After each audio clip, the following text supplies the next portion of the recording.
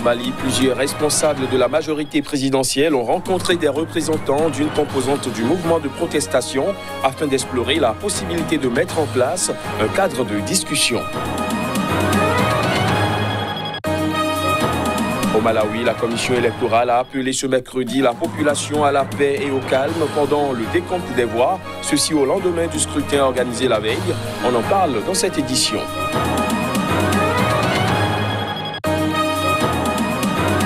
Et puis, des milliers d'Éthiopiens travaillent comme domestiques au Liban, souvent dans des conditions difficiles pour soutenir leur famille. Des femmes qui ont réussi à rentrer chez elles racontent leur histoire. Reportage dans ce JT. Voilà pour les titres. Bonsoir à tous. Au Mali, la majorité présidentielle tente d'approcher la contestation qui secoue le pouvoir depuis quelques semaines. Plusieurs responsables de partis et de la majorité ont rencontré des représentants de l'une des composantes du mouvement de protestation, le Front pour la sauvegarde de la démocratie. Objectif, explorer la possibilité de mettre en place un cadre de discussion. Les détails. Tous les ponts ne sont pas rompus entre la majorité présidentielle malienne et la contestation qui secoue le pouvoir. Plusieurs responsables de partis de la majorité ont rencontré mardi des représentants de l'une des composantes du mouvement de protestation, le Front pour la sauvegarde de la démocratie. L'ordre du jour consistait uniquement à explorer la possibilité de mettre en place un cadre de discussion en vue d'une sortie de crise. Le président malien Ibrahim Boubacar Keïta fait face à la mobilisation contre lui d'une coalition hétéroclite composée de responsables religieux et de personnalités de la société civile ainsi que du monde politique. Le mouvement, dit du 5 juin, a déjà fait descendre à 2 reprises en 2 semaines dans les rues de Bamako des dizaines de milliers de personnes qui ont réclamé la démission du chef de l'État. La communauté internationale s'inquiète que la crise ne dégénère dans une région et un pays déjà confrontés à la propagation djihadiste et à d'autres graves défis. La mobilisation canalise les exaspérations devant la dégradation sécuritaire de ces dernières années, l'apparente impuissance de l'État à y faire face, le marasme économique et la perception d'une corruption répandue. Au Malawi, la commission électorale a appelé ce mercredi la population à la paix et au calme pendant le décompte des voix. Ceci au lendemain du scrutin organisé la veille après l'annulation pour fraude de l'élection présidentielle de l'an dernier. Voici les images.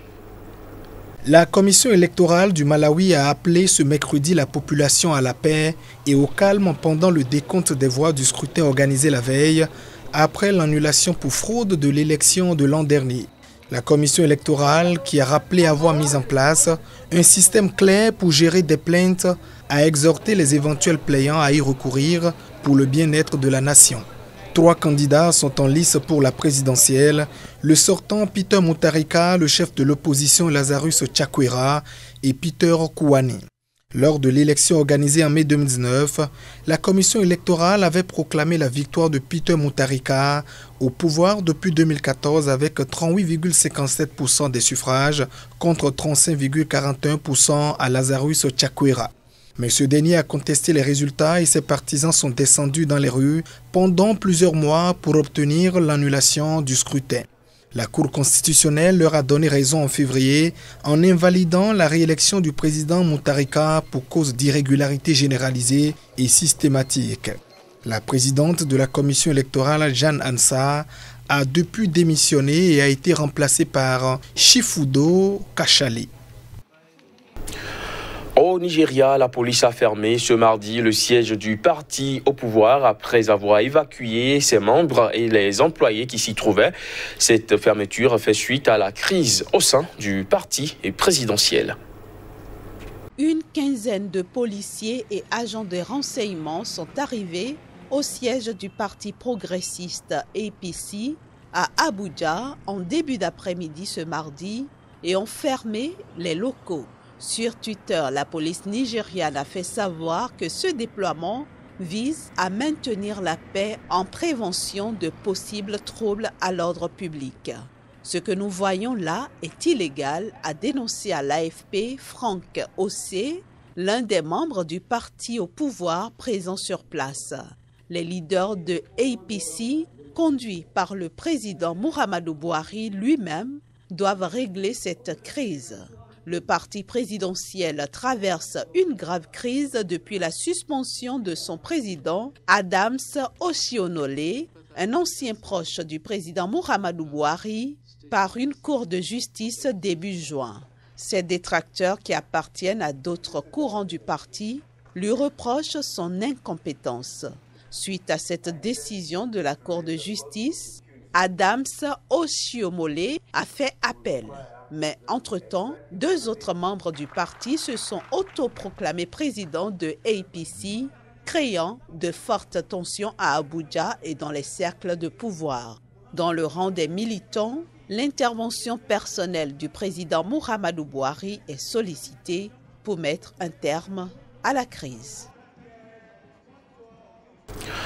En Tunisie, des centaines de Tunisiens ont manifesté ce mardi à Tataouine pour le 3e jour consécutif. À travers cette manifestation, ils appellent notamment à la libération d'une figure du mouvement de contestation.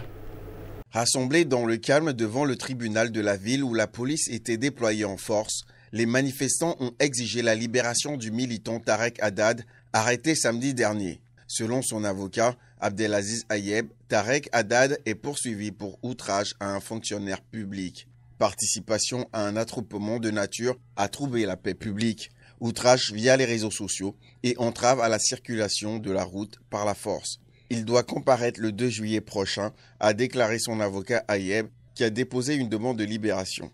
Le président tunisien Kais Saïd avait reçu en janvier des militants de Tataouine où le taux de chômage atteint 30%, le double de la moyenne nationale. Ce mardi, il a estimé que l'approche sécuritaire n'est pas une solution. Cela peut déclencher d'autres manifestations et points chauds. Un conseil ministériel spécial est prévu vendredi sur la situation à Tataouine, selon le gouvernement. Pour rappel, les promesses faites par le gouvernement en 2017, après des semaines de blocage d'un site pétrolier voisin, portaient sur des embauches dans des sociétés d'entretien, des jardins et espaces verts. Ce type de société publique a servi à embaucher des chômeurs dans plusieurs régions marginalisées mais riches en matières premières. Néanmoins, à Tataouine, les embauches ont été en deçà des promesses. La Ligue arabe a appelé au retrait de Libye des troupes étrangères et à l'ouverture de pourparlers pour mettre fin au conflit dans ce pays. Ont participé à cette réunion les représentants de 21 pays arabes, dont le gouvernement libyen d'union nationale qui avait initialement refusé l'invitation de l'Égypte.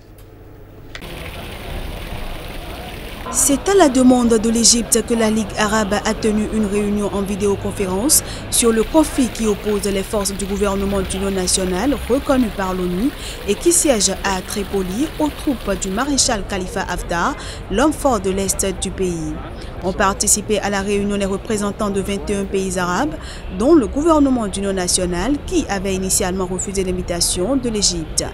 Dans un communiqué, la Ligue arabe rejette toutes les interventions étrangères illégitimes en Libye et réclame le retrait de toutes les forces étrangères du territoire de la Libye et de ses eaux territoriales. Le représentant du gouvernement d'union nationale a toutefois exprimé des réserves sur l'appel de la Ligue arabe, déclarant que les forces étrangères qui soutiennent le gouvernement d'union nationale contribuaient à repousser l'agression des forces du maréchal Haftar. La situation en Libye s'est dégradée ces dernières semaines. Après plusieurs mois d'une offensive visant à prendre Tripoli, les forces de Haftar ont essuyé des revers face au gouvernement d'union nationale, appuyé par des drones et des conseillers militaires turcs. Les forces du gouvernement d'union nationale visent désormais la ville côtière de Sirte, située à 450 km à l'est de Tripoli et verrou stratégique vers le fief du maréchal Haftar. L'Égypte a averti samedi dernier que toute avancée des pro-gouvernement d'union nationale vers Sirte pourrait entraîner une intervention directe du Caire. Le gouvernement d'union nationale a dénoncé comme une déclaration de guerre les menaces de l'Égypte. Alors que la Turquie soutient le gouvernement d'union nationale, le maréchal Haftar, outre l'Égypte, est soutenu par les Émirats arabes unis et par la Russie. Depuis la chute et la mort de Muammar Kadhafi en 2011, après une révolte populaire et une intervention militaire de la France, de la Grande-Bretagne et des États-Unis, la Libye est plongée dans le chaos des conflits et des luttes de pouvoir. Des milliers d'Éthiopiens travaillent comme domestiques au Liban, souvent dans des conditions difficiles pour soutenir leur famille. Lorsque la pandémie de coronavirus a frappé, des dizaines de femmes ont été mises à la porte par leurs employeurs et déposées sans procédure devant le consulat éthiopien à Beyrouth. Deux femmes qui ont réussi à rentrer chez elles racontent leur histoire. Voici le reportage. Partie au Liban en 2017 pour y travailler comme femme de ménage, Birtukan Mekwanit est rentrée en Éthiopie il y a quelques jours. Mais très rapidement, l'émotion et la joie des retrouvailles ont cédé la place à la colère quand elle a raconté son expérience au Liban, une histoire trop commune de travail mal rémunéré et de maltraitance.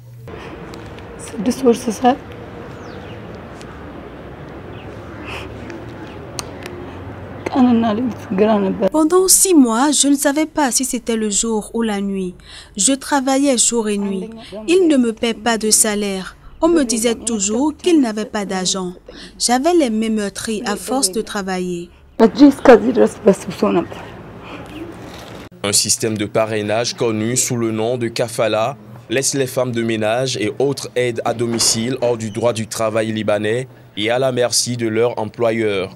Leur situation a été mise en lumière ces dernières semaines lorsque des dizaines de femmes ont été renvoyées sans ménagement par leur patron et déposées devant le consulat éthiopien à Beyrouth. Almaz y est partie en 2008 pour travailler, mais avec la récession au Liban, elle a perdu son emploi avant de revenir en Éthiopie. Aujourd'hui, elle se joint aux Éthiopiens qui plaident auprès de leur gouvernement pour qu'ils rapatrient des milliers de travailleurs domestiques piégés dans ce pays, en proie à sa plus grave crise économique depuis des décennies. Je pense que l'avenir sera très difficile pour le Liban. Il leur faudra au moins 10 ans pour revenir à la situation antérieure. Je conseillerais aux jeunes Éthiopiens de rester ici et de faire leur travail plutôt que d'aller là-bas.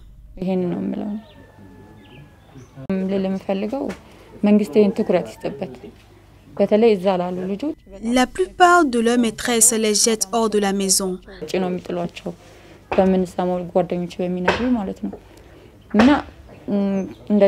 Avant que le pire n'arrive, il serait bon que le gouvernement ramène toutes nos filles.